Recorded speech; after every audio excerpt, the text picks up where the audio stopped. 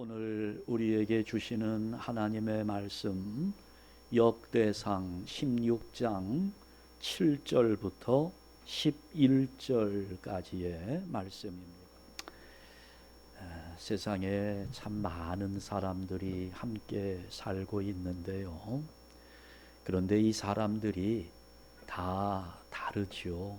그래서 이런 사람 저런 사람 구분할 수가 있습니다. 우선은 흑인이 있고 백인도 있고 또 우리 같은 황인종도 있고 사람을 구분할 수 있어요. 또 남자도 있고 여자도 있고 이렇게 구분이 되지요. 그런데 인류학에서 사람을 구분할 때 또 나누는 것이 미개인과 문명인으로 구분합니다. 어때요, 여러분? 누가 미개인이고 누가 문명인일까요? 여러분은 미개인에 속합니까? 문명인에 속합니까? 문명인에 속하고 싶은 마음이지요. 실제로 문명인인지는 잘 따져보아야 합니다. 인류학에서 이렇게 미개인이냐 문명인이냐 이것을 구분하는 기준이 몇 가지 기준이 있는데 그 중에서 아주 중요한 기준이 하나 있습니다. 얼마나 자기의 생각을 말로 잘 표현할 수 있느냐 하는 거. 그러니까 언어 구사 능력이 문명인과 미개인을 구분하는 아주 중요한 기준이 됩니다. 그래서 이 사람이 대화를 할 때 구사할 수 있는 어휘가 500단어 미만이면 미개인에 들어갑니다. 사용하는 어휘가 3000단어 이상이면 보통 사람입니다. 이 3만 단어 이상을 구사할 수 있을 때 그 사람을 문명인이라고 구분하는 겁니다. 그러니까 여러분 이 기준으로 보면 무슨 저 아프리카 밀림의 아마존 정글에 사는 그런 사람들만 미개인이 아니고요. 여기 세계 첨단 도시 로스앤젤레스에 살고 있어도 사용하는 어휘가 500단어 미만이면 뭐라고요? 미개인입니다. 그런데 아무리 저 아마존 정글 속에 들어가서 살아도 3만 단어 이상의 어휘를 구사할 수 있으면 그 사람은 문명인이 되는 겁니다. 그러니까 이게 참 중요한 거예요. 이렇게 우리가 어떤 말을 어떻게 사용하느냐에 따라서 이게 수준이 나뉘어지는 겁니다. 그러니까 여러분 지금 내 입에서 나오는 이 말들, 이 언어가 단순하게 나왔다가 사라져버리는 소리로만 생각하면 안 되는 겁니다. 내가 사용하는 언어가 나의 정체성을 드러내 줄 수 있는 거예요. 그렇잖아요. 내가 하는 말은 마음을 표현하는 것이지요. 내가 하는 말이 내 행동을 좌우하면서 그 언어가 나의 사상으로 자리 잡게 되는 겁니다. 또 하나님이 세상을 창조하실 때 말씀으로 창조하신 것처럼 우리는 하나님을 닮은 자들입니다. 따라서 우리의 말도 능력이라는 것입니다. 그러니까 우리의 말로 할 수 있는 게 굉장히 많아요. 때로는 말로만 한다고 우리가 비난하는 경우가 있습니다만 여러분 말만 가지고도 얼마든지 할 수 있는 일이 굉장히 많은데 말 한마디로 세상을 아름답게 만들 수도 있고요. 내 말 한마디 때문에 세상이 추잡한 세상이 되기도 합니다. 우리가 경험이 있어요. 말 한마디가 용기를 줄 수도 있고, 말 한마디 때문에 심한 상처 속에 절망감을 가질 때도 있는 겁니다. 우리 속담에도 있지요. 말 한마디에 천냥빚을 갚는다 이야기하잖아요. 우리가 하는 말이 굉장히 중요한 거예요. 예전에 조금 제가 경제적으로 어려운 때가 있었어요. 그래 이것저것 지출할 것이 많은데 돈이 없으니까 크레딧 카드로 이제 자꾸 지출을 하게 되잖아요. 근데 또 크게 지출할 부분이 생겨서 이걸 또 크레딧 카드로 써야 되는데 자꾸 이게 늘어나잖아요. 갚아야 될 돈이. 그래 이제 제 아내하고 둘이 앉아서 식탁에서 고민을 하며 이런저런 이야기를 하는데 제 아들이 들어와요. 왜 그렇게 심각하냐고. 그래서 이제 사정을 간단하게 이야기했어요. 그랬더니 저희 집 아이가 하는 말, 아빠 걱정할 거 없어요.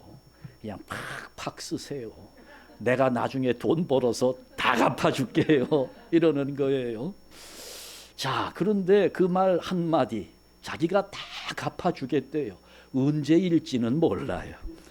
그런데 그 말 한마디 현재로서는 달라진 건 아무것도 없어요. 그런데 그 말 한마디를 듣는 순간 기분이 좋아져요. 마음이 가벼워집니다. 뭔가 힘이 생겨요. 실제 상황은 변화된 것이 아무것도 없는데도 마음이 편안해지는 거죠. 이 말 한마디가 이렇게 중요하다는 겁니다. 그런데 우리는 어때요? 야고보서 3장 10절 말씀을 보니까 오늘 우리 입에서 나오는 말들이 이렇다는 거예요. 요 화면 바꿔주세요. 한 입에서 찬송과 저주가 나는도다. 이 입에서 찬송이 나오기도 하고 저주가 나오기도 하고, 내가 지금 입술에 어떤 말을 담고 사느냐 하는 것이 너무나 중요한 것인데, 이거는 일반 사회생활은 물론이고 우리 신앙생활에 있어서도 아주 중요한 부분입니다. 아주 중요해요. 내 입이 하나님 마음에 들어야 한다는 겁니다. 내 입에서 나오는 말이 하나님 마음에 들어야 된다는 거예요. 지금 내 입에서 나오는 이 언어를 과연 하나님께서는 얼마나 좋아하실까? 여러분 이거 생각해 본 적이 있나요? 내가 지금 하고 있는 말, 이 말이 지금 하나님 마음에는 어떤 모양으로 새겨지고 있을까? 하나님께는 어떻게 들리고 있을까? 내가 정말 진짜 신앙인이라고 하면 내 입술에 생명을 전하고 용기를 주고 위로를 주는 이런 말들로 채워져야 하는 겁니다. 그러면서 더 중요한 것이 있어요. 내 입술에 기도가 채워져야 한다는 것입니다. 우리는 사람들하고도 대화하면서 살지만 하나님과도 대화하면서 사는 자들인데, 사람들과 대화하면서 입술을 열어 말을 하는 것보다 하나님과 대화하면서 입술을 열어 말하는 것들, 하나님을 향하는 언어가 우리 입술에 더 많이 담겨야 한다는 거지요. 한번 생각해 봅시다. 우리가 얼마만큼의 많은 어휘를 사용하느냐 하는 것이 뭘 나눈다고 그랬어요? 미개인과 문명인을 구분한다고 그랬잖아요. 그 기준 그대로입니다. 오늘 내가 얼마나 자유롭게 하나님 앞에 기도할 수 있느냐, 하나님 앞에서 내가 입술을 열어서 내가 사용하는 언어로 하나님께 말씀을 드릴 수 있느냐 하는 것이 우리의 신앙 수준을 보여주는 겁니다. 내가 기도하는 만큼 신앙의 문명인이 될 수도 있고, 내가 기도하는 모습에 따라서 우리는 여전히 신앙의 미개인에 머물러 있을 수도 있다는 거예요. 저는 간절한 소원이 그겁니다. 우리 한샘교회 성도 여러분들, 저를 비롯해서 우리 모두가 기도하는 입술로 신앙의 문명인이 되기를 간절히 바라는 마음입니다. 한번 저를 따라해 봅시다. 기도하는 입술로 신앙의 문명인이 됩시다. 내가 기도를 얼마나 많이 하느냐에 따라서 내가 문명인일 수도 있고, 얼마나 기도를 안 하느냐, 그러면 미개인에 머물러 있는 거예요. 자, 오늘 우리가 읽은 본문인데요, 다윗이 지금 하나님의 언약궤를 다윗성으로 모셔오면서 드렸던 감사의 노래입니다. 자, 그 중에서 오늘 우리가 읽은 11절은 우리의 기도에 대한 부분에 대해서 교훈을 주고 있는 말씀입니다. 우리 다 같이 다시 읽습니다.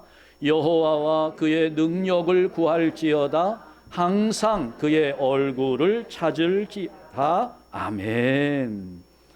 구할지어다. 항상 그의 얼굴을 찾을지어다. 구하라. 항상 구하라는 거예요. 여러분, 이 언약궤는 하나님 임재의 상징입니다. 하나님이 나와 함께 하신다, 이걸 상징적으로 보여주는 것이 언약궤예요. 그러니까 지금 다윗이 언약궤를 다윗성에 모셔온 것은 그냥 나무 상자, 궤짝 하나를 가져온 게 아니에요. 나무 궤짝을 하나 가져왔지만 이것은 하나님의 임재, 임마누엘, 하나님이 우리와 함께 하신다는 것을 상징하고 있는 것이기 때문에 지금 다윗은 하나님을 모셔온 것입니다. 그러면서 그 하나님을 모셔다 놓고 지금 다윗이 하고 싶은 말은 그거예요. 우리가 하나님을 모셨으니 그 하나님 앞에 기도하라는 겁니다. 그것도 항상 해야 된다는 거예요. 사도 바울이 우리에게 뭐라고 권면합니까? 데살로니가전서 5장 16절에서 18절, 우리가 다 암기한 구절입니다. 항상 기뻐하라, 쉬지 말고 기도하라. 항상 기도해야 된다는 거예요. 우리가 어떤 사람들이에요? 전능하신 하나님을 아버지로 모시고 있는 사람입니다. 그러면서 그 전능하신 하나님 아버지께 기도하면 아버지가 자녀된 우리의 기도를 들어주신다는 것을 알고 있는 사람들이지요. 그런데도 여전히 전능하신 하나님, 그분이 내 아버지, 내가 기도하면 다 들어 응답해 주신다는 것을 알면서도 기도하지 않는다, 기도하는 일에 게으르다, 이거 얼마나 어리석은 일입니까? 정말 어리석은 일이지요. 그런데 그래도 우리는 기도하지 않습니다. 구하라. 항상 구하라. 여러분, 우리가 확신을 가지고 예수님의 이름으로 기도하는 그런 성도들이 되어야 하겠는데요. 자, 그러면 우리가 무엇을 구해야 할까? 여러분은 지금 무엇을 구하고 있습니까? 뭘 기도합니까? 돈, 축복, 건강, 뭐 이런 것들 우리가 구해요. 하나님이 이런 거 좀 우리에게 많이 주셨으면 저도 좋겠습니다. 이런 거 여러분 구하세요. 그런데 이런 것들보다도 다윗은 좀 더 근본적으로 우리가 구해야 할 것 세 가지를 알려주고 있는 겁니다. 항상 구해야 할 것이 세 가지라는 거예요.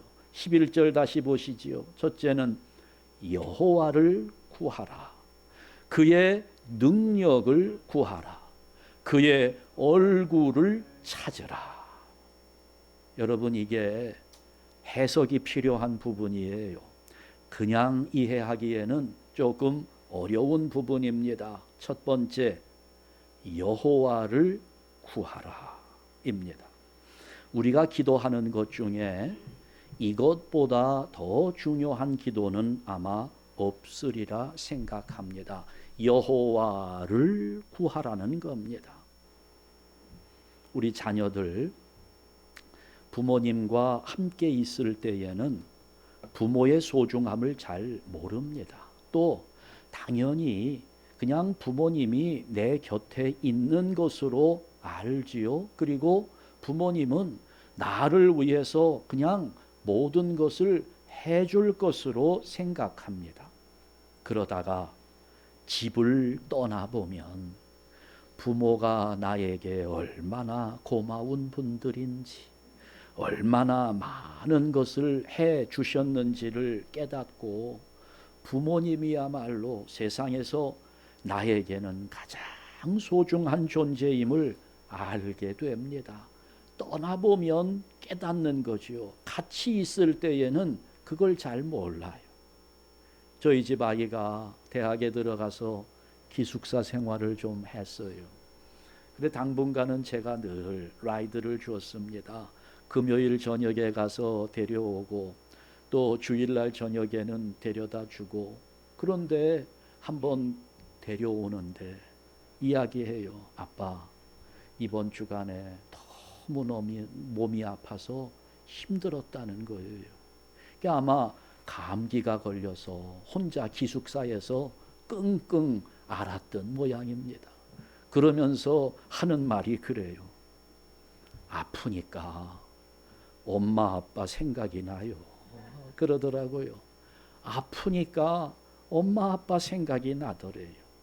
부모가 얼마나 중요한 소중한 존재인지를 느끼는 거지요. 여러분, 바로 이것입니다. 여호와를 구하라. 여호와를 구하는 게 도대체 뭐냐? 그러면 우리가 만약에 돈을 구한다 그러면 돈을 내가 얻어서 내 소유로 갖는 거잖아요. 그러면 여호와를 구한다는 것은 뭔가요? 여호와를 구해서 여호와를 내 것으로 삼으라는 이야기인가? 내가 하나님을 소유한다는 이야기인가? 그런 말일 리가 없지요. 하나님 여호와의 소중함을 알라는 말이고, 나는 하나님 없이는 살 수 없다는 의식을 깨달으라는 것입니다. 하나님이 가장 소중하고 내 인생에서 나는 하나님 앞에서 살 수 있지 하나님을 떠나서는 살 수 없는 존재임을 깨달아야 된다는 그런 말입니다. 우리나라 역사에 조선시대 이순신 장군의 수군은 정말 대단했습니다. 싸우는 것마다 대승을 거두었지요. 그래서 그 당시에 조선의 백성들은 이 이순신 장군의 수군이 나타나면 마음이 든든했습니다. 그러다가 순식간에 상황이 달라지지요. 원균이 대장이 되고 나서 조선 수군은 단 한 번의 전투에서 거의 다 괴멸되고 말았습니다. 이순신 장군 밑에 있을 때는 무적의 함대였는데 장군이 바뀌니까 태반이 죽어간 겁니다. 그러니 여러분, 이게 누구 앞에 있느냐 하는 것이 이렇게 중요한 것입니다. 다 그대로인데 우리가 이순신 장군을 대장으로 모시고 있느냐, 원균을 대장으로 모시고 있느냐에 따라서 상황이 완전히 달라져 버리는 거예요. 지금 내 앞에 누가 계신다고요? 하나님이 계신다는 겁니다. 그리고 우리는 하나님 앞에 있어야 하는 거예요. 그럴 때 우리가 강해지는 것이고, 행복해지는 겁니다. 여호와를 구하라. 그것은 이 말입니다. 내 앞에 하나님이 계시고 나는 하나님 앞에 있다는 것을 확신하라는 뜻입니다. 여기 임진왜란 당시에 수군들, 뱃놈이라고 멸시를 당하던 사람들이에요. 그럼에도 불구하고 당시에 수군은 자부심이 있었습니다. 우리는 이순신 장군의 부대다, 이순신의 군대다 하는 자부심으로 충만했어요. 그 자부심이 죽음을 무서워하기는커녕 오히려 나는 이 부대에서 싸우다가 죽는 것을 자랑으로, 영광으로 여기도록 만들어준 거지요. 그것이 이순신 장군의 수군이 가는 곳마다 승리했던 비결이 된 거죠. 우리에게 이 의식이 필요한 거예요. 하나님의 군대다. 내가 지금 하나님 앞에 있다. 하나님이 내 앞에 계신다라고 하는 이 자부심이 있어야지요. 나는 하나님이 택한 백성이라고 하는 인식을 한시도 빼놓지 말고 나는 지금 하나님 앞에 있음을 고백하는 것이 여호와를 구하는 기도라는 것입니다. 여호와를 구하라. 이 말씀에 그럼에도 이제 오해의 소지가 많아요. 여호와를 구하라 했더니 우리는 자기 마음대로 이런 것들을 해석하려고 하는 경향이 있잖아요. 여호와를 구하라 그랬더니 여호와가 지금 위험에 빠져 있어서 그래서 구해드리라는 말로 오해하는 분들, 여기서 구하라는 거 세이브가 아니잖아요. 뭡니까? 기도하라는 거예요. pray 하라는 겁니다. 여호와를 구하라. 자, 기도하라고 하는 이 말. 그리고 이게 또 우리를 어렵게 만드는 건 그거예요. 여호와께 기도하라. 그러면 이게 좀 쉽지요. 왜냐하면 기도의 대상이 여호와고 그 여호와 하나님께 우리는 기도하고 이게 좀 이해가 쉬운데 지금 이 말씀은 여호와를 구하라는 거죠. 여호와를 기도하라는 것입니다. 그러니까 이게 쉽게 이해가 되지 않습니다. 말씀드렸듯이 여호와를 구하라는 것은 여호와를 건져내라 이런 의미 아니에요. 여호와가 우리를 구원할 때 그 구하는 것은 세이브이지만 우리가 여호와를 구하는 것은 세이브가 아니라 기도하라는 것인데 그 기도의 대상이 여호와일 뿐만 아니라 기도의 목적이 여호와라는 거예요. 여호와 자체를 구하라는 것입니다. 이게 무슨 의미인가? 말씀드렸듯이 나는 지금 하나님 앞에 있습니다. 하나님이 내 앞에 있습니다. 이것을 알고 이 사실을 믿어야 한다는 말씀입니다. 우리가 신앙생활하면서 믿음에 대해서 참 많은 말들을 해왔어요. 그런데 여전히 우리는 믿음에 대해서 잘 모르는 부분이 있습니다. 여러분의 믿음은 어디까지인지 한번 생각해 보시기 바랍니다. 대부분 사람들 마음속의 믿음은 하나님의 존재를 인정하는 수준에 머물러 있습니다. 이것을 전문 용어로 지적 동의라고 합니다. 그러니까 지적 동의, 내가 인식함에 있어서 하나님이 계신다, 하나님이 존재하신다, 하나님이 살아계신다 하는 것까지 내가 동의하는 겁니다. 그러면 사람들은 그것을 자기의 믿음으로 생각하는 것이죠. 자, 그런데 그 지적 동의, 하나님이 계신다는 것을 내가 인정하는 그 믿음 한번 살펴보지요. 어떤 믿음입니까? 하나님은 존재하신다. 그걸 내가 믿는다. 내가 동의합니다. 지적 동의가 내 안에서 일어났어요. 그러면 그 하나님이 어디에? 그냥 그 어딘가에, 저 멀리 나는 알지도 못하는 그곳에 어딘가에 하나님은 있을 것이다. 우리의 믿음이 지적 동의에서만 끝나버리게 된다면 하나님에 대한 우리의 믿음은 그냥 막연한 상태의 믿음이라고 할 수 있는 거죠. 오늘 우리의 믿음이 반드시 이 수준을 넘어서야 되는 것입니다. 나는 하나님을 지금 대면하고 있다는 거예요. 지금 내 앞에 하나님이 계신다는 믿음으로 성숙해져야 된다는 거죠.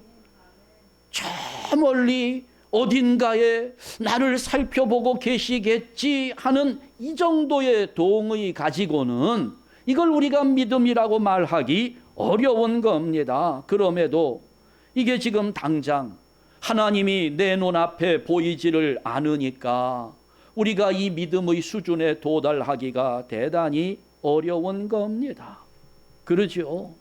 지금 내가 사용하는 언어가 있어요. 그러면 내 입에 하나님과 대화하는 언어가 많이 담겨일수록 우리는 신앙의 문명인의 수준에 올라가게 되는 건데, 그런데 당장 우리의 믿음이 그냥 지적 동의에만 머물러 있으니까 어때요?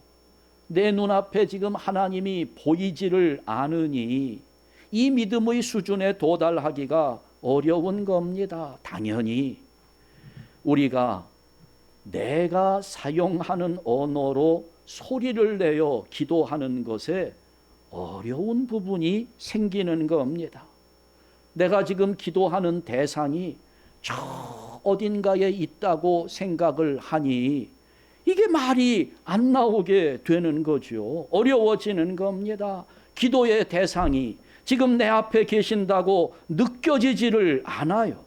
지금 내 앞에서 나와 대면하고 나와 교제하고 있다고 의식되지 않으니까 이게 내가 소리를 내서 나의 언어로 기도하는 것이 어떻게 느껴져요? 혼잣말 하는 것처럼 느껴지죠? 독백하는 것처럼 그렇게 느껴지는 겁니다. 저는 어려서부터 혼잣말을 많이 했어요. 그랬더니 누가 어려서부터 정신병 증세가 있었다고 그렇게 이야기를 하더라고요. 그러잖아요. 혼자서 막 대화를 막 해요. 그건 뭐예요? 안에서 정신분열이 있나? 이중인격을 가지고 뭔가 누구하고 대화를 하는 걸까요? 우리가 혼자 스스로 독백하는 일, 생각으로는 그렇게 할 수 있어도 실제로 내가 입술을 열어서 나 혼자 말을 하고 있다는 것이 이거 대단히 어려운 거지요. 그런데 기도에서만큼은 이걸 우리가 극복해야 된다는 겁니다. 그래야 내가 소리를 내어 기도할 수 있게 되는 거예요.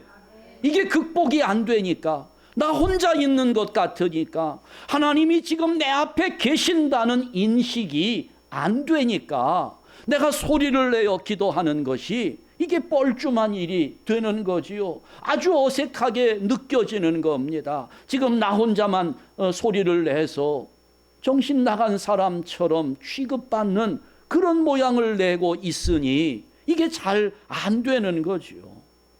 여러분, 우리가 기도할 때는 보통 눈을 감고 기도를 합니다. 눈을 감고 기도하는 이유도 바로 여기에 있는 거예요. 물론 기도할 때는 반드시 눈을 감아야만 된다, 그렇지 않아요. 눈 뜨고도 기도할 수 있지요. 기도하는 것은 자유롭습니다. 얼마든지 자기가 편한 대로 할 수 있어요. 그런데 눈을 뜨고 있으면 이게 조금 문제가 생기는 게, 눈을 뜨면 다 보입니다. 눈을 뜨고 있으면 다 보여요. 딱 한 가지만 안 보입니다. 뭘까요? 하나님만 안 보입니다. 다른 건 다 보이는데 하나님이 보이지를 않아요. 그러니 눈 뜨고 기도하면 굉장한 방해를 받게 되는 겁니다. 그런데 눈을 감으면 아무것도 보이지를 않아요. 따라서 하나님께 집중할 수 있는 기회를 만들어낼 수 있는 겁니다. 다 보이고 하나님만 안 보이니 기도의 대상이 흐려지지요. 다 다 안 보이고 하나님께만 집중을 하게 되니까 그 하나님께 내 입을 열어서 내 언어로 하나님과 대화할 수 있게 되는 것입니다. 저는 우리 한샘교회 성도 여러분들이 여호와를 구하는 성도가 되기를 바랍니다. 여호와께 나의 소원을 구할 수 있어요. 여호와께 나의 건강을 구할 수가 있습니다. 여호와께 재물을 구할 수도 있어요. 모든 것을 구할 수 있어요. 그러나 그에 앞서서 본질적인 부분은 여호와를 구하는 겁니다. 하나님이 내 앞에 계신다는 거예요. 나는 지금 하나님 앞에 있기에, 하나님과 대면하고 있기에, 지금 내 눈앞에 계신 하나님과 내가 교제하고 있기에 내가 얼마든지 하나님께 내 마음을 표현할 수 있고 내 입술을 열어서 내 말로 하나님과 대화할 수 있게 되는 상태, 그것이 여호와를 구한다는 말이 되는 겁니다. 오늘 이 확신이 우리에게 있어야 되는 거예요. 안 되시는 분들 오늘서부터 계속 노력하십시오. 하나님이 내 앞에 계신다. 나는 하나님 앞에 있다. 저 멀리 어딘가에서 나를 어렴풋이 살피시는 하나님이 아니라 지금 바로 내 앞에서 나와 함께 하시는 하나님을 확신하는 것, 그것이 여호와를 구하는 것입니다. 우리 눈을 감을 때마다 하나님께 집중하면서 내가 지금 하나님과 대면하고 있다는 확신으로 내 입술을 열고 나의 언어를 가지고 매일 하나님과 교제하고 대화하는 성도들 되시기를 주님의 이름으로 축원합니다. 제가 여러분에게 권해드렸잖아요. 함께 기도하자. 아침에 눈을 뜨면 눈을 뜨자마자 먼저 하나님께 기도하는 것으로 하루를 시작하자. 하루를 마치고 밤에 잠들기 전에 마지막 하나님과 교제하고 대화하는 것으로 하루를 마무리하자. 그때 뭐라고 하자고 그랬어요? 하나님 아버지 감사합니다. 우리 한샘 교회에 은혜가 넘치게 하옵소서. 요즘 여기에 한 문장을 더 추가했죠. 우리 자녀들이 기쁨으로 하나님을 섬기게 하옵소서. 어때요? 여러분, 아침에 눈 뜨면 이 기도 잘 되던가요? 예, 잘 안 돼요. 밤에 잠잘 때 이거 기도하는 거 쉽던가요? 잘 안 돼요. 왜 안 됩니까? 이유를 설명했지요. 지금 내가 하나님 앞에 있다는 의식이 없기 때문이에요. 여러분, 그러나 나 혼자의 독백이 아닙니다. 혼잣말 하는 것이 아니라는 거예요. 지금 내 앞에 하나님이 계시기 때문에 내 육신의 눈으로는 확인할 수 없지만, 그러나 영으로 계시는 하나님이 지금 내 앞에 계시기 때문에, 주님이 내 안에 계시고 하나님이 지금 내 앞에 계신다는 것을 확신할 수 있을 때 우리의 입술에서 이런 기도가 나오게 되는 거예요. 저는 하고 있어요. 여러분 같이 합시다. 하나님 아버지 감사합니다. 우리 한샘 교회의 은혜가 넘치고 우리 자녀들이 기쁨으로 하나님을 섬기게 하옵소서. 저는 하루에 14번씩 합니다. 하루 14번씩. 10번 하면 어떻고 100번 하면 어떻겠어요? 내가 하나님과 대화를 하는데, 여러분, 이게 안 되면 하나님께 기도하는 일은 불가능할지도 모릅니다. 해보세요. 여러분, 생각 가지고 그냥 눈 감고 있으면서 기도 잘 되던가요? 막연한 기도밖에 되지 않습니다. 구체적인 기도가 나오지 않는 거예요. 지금 하나님이 이 앞에 계시니 하나님 아버지 감사합니다. 우리 한샘 교회에 은혜가 넘치게 하옵소서. 10번만 해보세요. 그러면 그 받을 은혜가 뭘까 생각이 나요. 그 은혜 가운데 건강함이 우리 모든 교인들에게 주어지게 하옵. 이게 점점 이렇게 발전되면서 우리 기도의 내용이 점점 풍성해지는 겁니다. 우리 자녀들이 기쁨으로 하나님을 섬기게 하옵소서 100번만 해보세요. 우리 자녀들이 하나님을 어떻게 하는 것이 잘 섬기는 것일까? 하나님, 우리 자녀들 기쁨으로 하나님을 섬기게 하옵소서. 우리 큰아들이, 우리 큰딸이 주일날 예배를 드리지 않는데 예배 드릴 수 있게 하여 주옵소서. 우리 기도의 내용이 점점 발전하는 거예요. 여기에서 점점 풍성해지는 것입니다. 여러분, 이것이 내 입술로 고백되지 않으면, 내 입술로 표현되지 않으면 우리 죽을 때까지 제대로 된 기도 한번 못하고 죽을 수도 있을 겁니다. 어떤 분은 그래요. 그래도 목사님, 내가 여기서 대표 기도를 하잖아요. 대표 기도 할 때는 되잖아요. 돼요. 대표 기도 할 때는 됩니다. 그런데 집에서 혼자 하면 안 돼요. 왜 안 됩니까? 뭐가 안 돼요? 소리내서 하는 것이 안 되는 거예요. 왜 안 돼요? 여기 대표 기도는 사람들이 있거든요.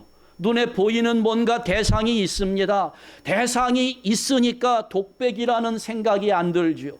혼잣말이라는 생각이 안 들어요. 그러니 되는 겁니다. 혼자 있을 때는 안 돼요. 왜요? 혼잣말인 것 같으니까, 독백인 것 같으니까 안 되는 겁니다. 아니에요. 혼자 아닙니다. 독백 아닙니다. 하나님이 어디 계셔요? 내 앞에 계시는데 나는 어디에 있어요? 하나님 앞에 있으니까 독백 아니에요. 여러분 마음에서 이것을 극복해야 되는 겁니다. 하루에 10번도 괜찮고요. 100번 해도 좋습니다. 여러분 입술이 열려야 합니다. 여러분의 언어로 우리 앞에 계시는 하나님과 교제하고 대화하고, 이것이 풍성해질수록 우리는 신앙의 미개인에서 신앙의 문명인의 자리에 들어가게 되는 것입니다. 저는 간절하게 소원합니다.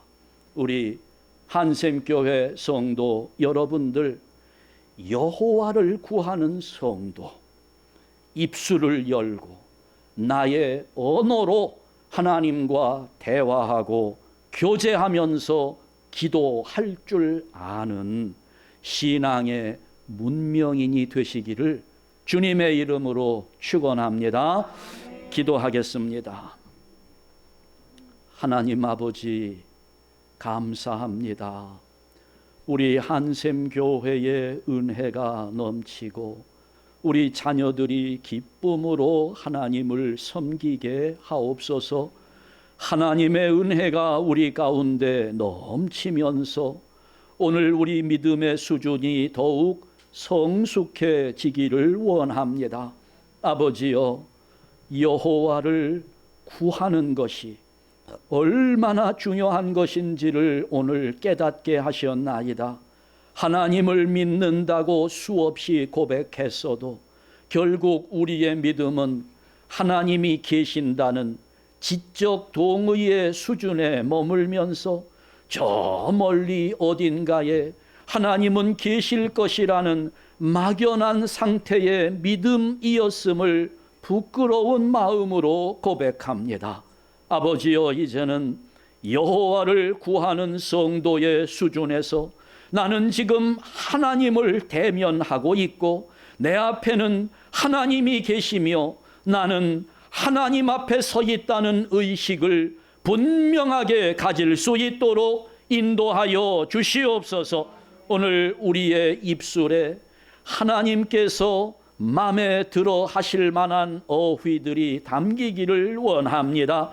우리 입술에 생명의 언어들이 주어지게 하시고 살려주며 위로해주는 말로 채워지게 하여 주옵소서.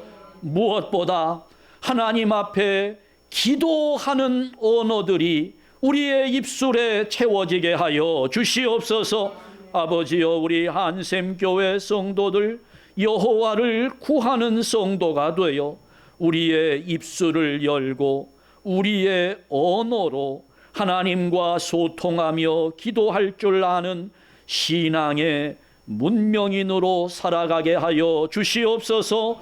예수 그리스도의 이름으로 기도하옵나이다. 아멘.